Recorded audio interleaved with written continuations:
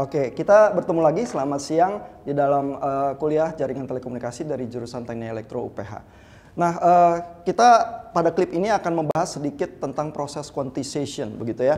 Jadi kita ingat bahwa dua proses untuk merubah sinyal analog menjadi sinyal digital adalah pertama sampling dan kedua quantization. Kita ingat bahwa sampling harus dijaga supaya tidak terjadi fenomena aliasing. Cara menjaganya adalah frekuensi sampling harus minimal 2 kali dari frekuensi tertinggi dari sinyal yang akan disampling. Nah, pada proses quantization yang dilakukan seperti kita ingat adalah membulatkan sinyal di sumbu Y dari sinyal tersebut sehingga dibulatkan ke titik-titik tertentu di sumbu Y. Sehingga yang kita dapatkan sinyal itu akan mempunyai bentuk seperti tangga ini. Jadi tidak semua nilai di sumbu Y ini akan dapat ditempati, melainkan hanya di tangga-tangga titik tertentu saja, begitu ya.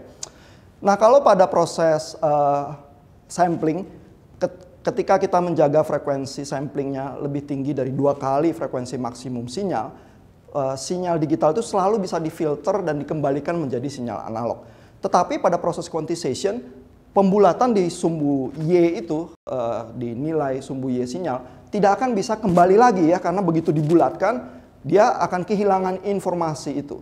Jadi bagaimana ya pada proses quantization yang tidak bisa balik ini, kita harus menjaga kualitas sinyal. Yang dilakukan adalah, ada perhitungan yang dilakukan oleh engineer ya, yang disebut dengan signal to noise ratio.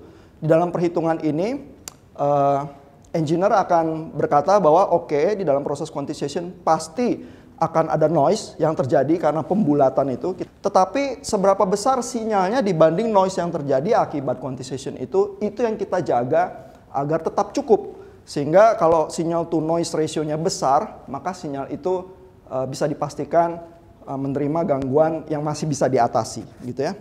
Nah, untuk menghitung signal to noise ratio, ini buku kita dari Garcia menurunkan rumusnya sebagai berikut ya. Dihitung dalam bentuk logaritma karena sinyalnya dinyatakan dalam dB. Lalu kita ada amplitudo sinyal tertulis di sini sigma x kuadrat dibagi dengan amplitudo noise-nya sigma e kuadrat ya, sehingga bentuknya jadi seperti ini. Nah, terlihat di sini ada notasi M. M adalah level kuantisasi sinyal yang dipakai. Kita bisa bayangkan ya, pada sinyal dengan level kuantisasi yang lebih kecil, misalnya kalau kita lihat tangga ini, kalau anak tangganya lebih banyak, maka error yang terjadi karena sinyal itu dibulatkan ke anak tangga berikutnya menjadi semakin kecil ya. Sehingga kalau dengan rumus perhitungan SNR yang kita baru hitung tersebut, kita lihat rumusnya, maka anak tangganya kalau kita kalikan menjadi 2 kali lipat begitu ya, SNR kita bertambah 6 dB ya. Sebenarnya hal itu juga bisa kita lihat dari rumusnya. Rumusnya kuadratis, sehingga kalau banyaknya level kuantisasi itu kita tingkatkan 2 kali lipat, maka kualitas sinyal yang kita lihat dalam signal to noise ratio itu menjadi lebih baik, kuadratis kebaikannya, menjadi 4 kali lipat. Dan kalau kita tingkatkan jumlah level sinyal 4 kali lipat, maka kualitas signal to noise ratio akan menjadi 16 kali lipat. Ya.